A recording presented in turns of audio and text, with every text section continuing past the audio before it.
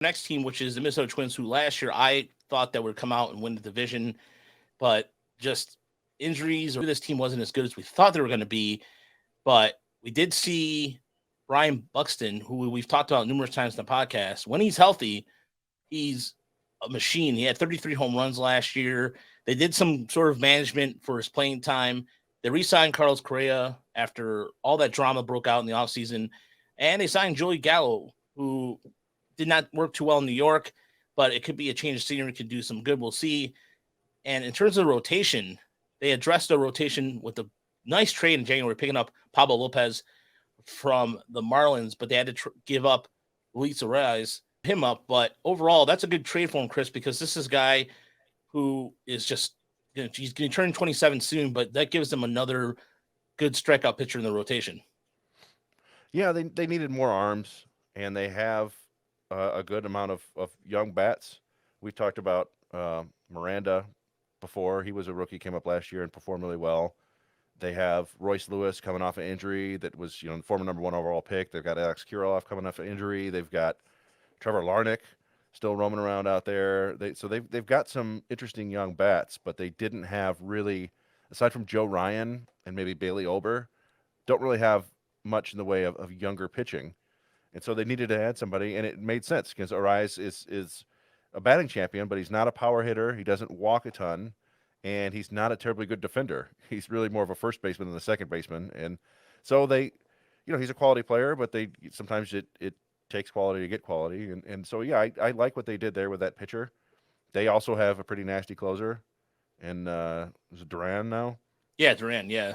Um, so yeah, I could see the Twins popping up and winning the division as well, particularly if the offense gets going. I think they still haven't traded uh, Max Kepler when they've talked about it, and I believe they signed Joey Gallo Yep, I talk, yeah. mid-offseason.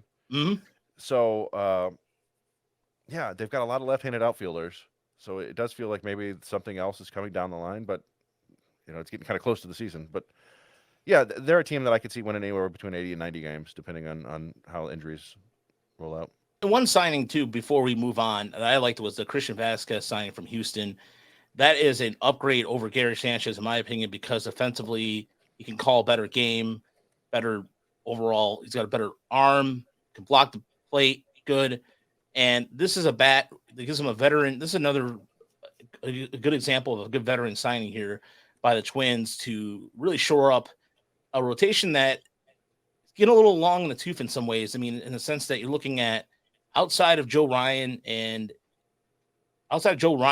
Pablo Lopez, really. I mean, Sonny Gray is, again, will he be able to go out and at least throw 150 innings? And nobody in this rotation last year, the days of throwing 200 innings are over, as we've talked about this before, Chris, but it just seemed like they lacked that one good starter that, I mean, they traded Barrios, but in terms of just another workhorse like starter.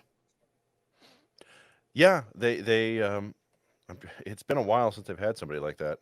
It was probably like Phil Hughes or who's the Gibson, but they have never really had that ace since Carlos Santana left town, right? So, Yeah.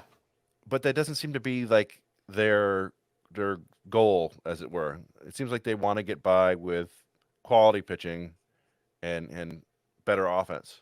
But yeah, I mean, they have some interesting depth on their offense, which I think may help them either now or right before the season, or maybe at the trade deadline, where they can add some help to their pitching because they have some interesting bats.